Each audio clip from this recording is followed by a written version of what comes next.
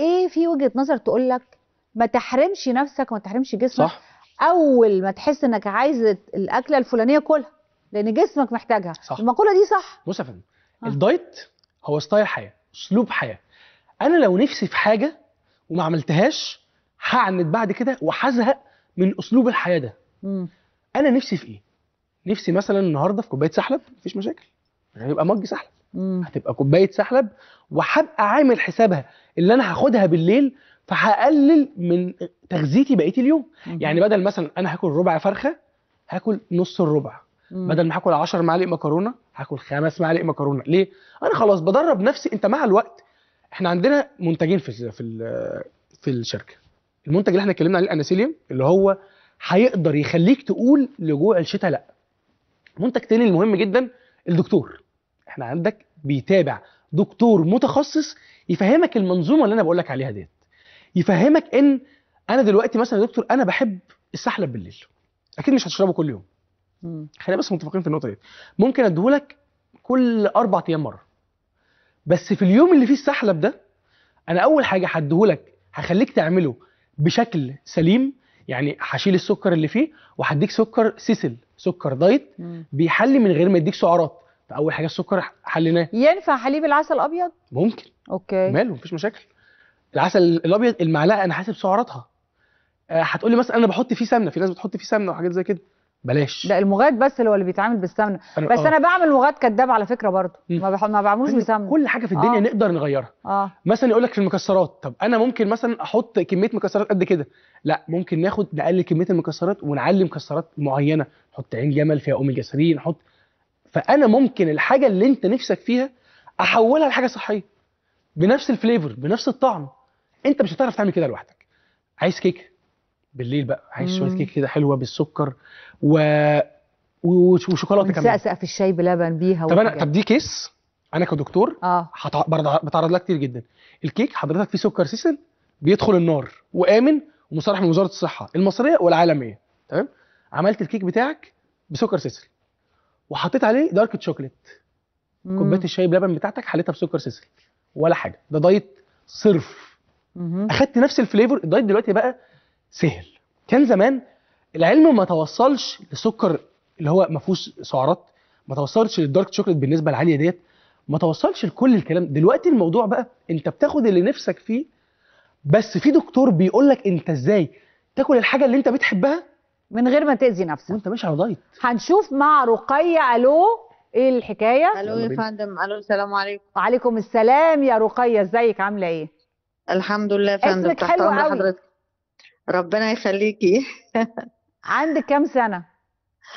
64 سنه. ايه ده ما شاء الله، صوتك 20 سنه يا رقيه. ربنا يخليكي يا فندم. حبيبتي، ابتديتي مع اون تارجت فارما كان وزنك كام؟ 95 كيلو. 95، ودلوقتي أيوة. بقيتي كام؟ 83. حلو. والسبعة 12 كيلو. و5 12 كيلو. 12 كيلو نزلتيهم في قد ايه؟ في 20 يوم. واو. لا ما شاء الله، الله اكبر بجد. عشان ماشيين تبع التعليمات بالظبط. بتنفذي التعليمات؟ طبعا. والجماعه دول رغم بقى ان انا مش زي ما حارمه بيقولوا نفسي من اي حاجه. ايه يا حبيبتي؟ رغم ان انا مش حارمه نفسي من اي اكل او اي حاجه فعلا. طيب الدكاتره في اون تارجت فارما بتتابعي مع مين؟ الدكتوره شيماء. دكتوره شيماء بنحييها طبعا. اما بتعوزيها في اي وقت بترد عليكي؟ بترد عليا على طول وما بستناش على الخط كتير. ما شاء الله. او الواتساب كمان بتبعتي لها حاجات على الواتساب بترد؟ ببعت لها على الواتساب وهي بتبعت لي على الواتساب. طب ممكن اسالك ايه اللي خلاكي تروحي تجربي الانسيليوم وانك تقرري انك تنزلي في الوزن؟ والله انا فتحت النت وبعدين لقيت كذا حاجه في النت كده، فانا جت معايا كده ان انا اتصل بالرقم ده او ابعت على الواتس او ابعت على الفيس. فطبعا يعني جالي الرد على طول. ومحتاجه ايه؟ قلت لهم انا محتاجه العرض ده.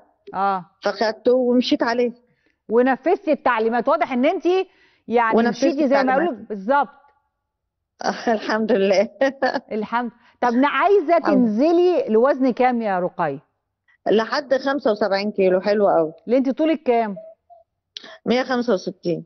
والله لو نزلتي ل 70 مش كمان هتبقي كويسه مش قوي. وحش، ما شاء الله. عشان صحتك. هل كنت بتعاني من اي امراض؟ طبعا سكر وضغط، وعامله عمليه مفاصل. المفصلين الاتنين. فطبعا يعني انا عارف، عشان كده هي الحمد لله كويس قوي كده. دي طبعا لازم تنزلي، بس اعتقد ال 12 كيلو فرقوا معاكي في قياس الضغط والسكر، صح؟ في الارقام. طبعا بقيت بعد ما كنت باخد جرعتين في اليوم، الصبح وبالليل سكر، بقيت باخد جرعه واحده. ما شاء الله. واقل كمان. ما شاء الله. بتاخدي انسولين ولا تابلت؟ انسولين. انت عارفه لو نزلتي في الوزن اكتر اعتقد ممكن جدا الوحدات اللي بتاخديها هتقل كتير. ممكن تحول اقراص كمان. طبعا. لو البنكرياس نشط. طبعا. انا رقية مبسوطه ان انت ابتديتي، ومبسوطه انك حققتي، ومبسوطه انك حققتي. الحمد لله الحمد لله. وبشكر الدكتوره شيماء جدا جدا جدا، والدكتوره نهال بشكرها برضو جدا جدا جدا جدا. ميرسي يا استاذه رقية، وتشرفينا لما تنزلي لو حبيتي. ان شاء رب العالمين. ان شاء الله يا حبيبتي، شرفتينا. ان شاء الله يا فندم، انتوا اللي شرفتوني وانا اتشرفت بمعرفتكم. ويا رب الدكتوره شيماء تكون بخير وكويسه، وبصراحه ربنا انا حبيتها، عشان كده مشيت تبع التعليمات بتاعتها. ميرسي يا حبيبتي، ميرسي جدا. انا عايز اشكر الدكتوره شيماء جدا طبعا، لان هي ايديال. اول حاجه عملت حاله جميله بينها وبين اللي بيتابع معاها طبعا. والحاله الجميله دي هي اللي بتخلي الانسان يستمر. انت لما بتصاحب الدكتور بتاعك طبعا وبتلاقي ان الدكتور بتاعك فعلا بيديك معلومات سهل تنفذها وبتلاقي نتيجه بسرعه، الموضوع بيبقى سريع سهل. ما شاء الله 12 كيلو في 20 يوم ممكن وفي سنها ده ما شاء الله. يعني عايز اقول لحضرتك حاجه، ده في سنها ده اسهل بجد. انا عارف ان انت هتقولي اصل احنا عندنا افكار خاطئه ان كل ما نكبر الحرق بيقل. والله انا هقول لحضرتك حاجه، في يعني في دراسات كتير جدا كانت مع وضد.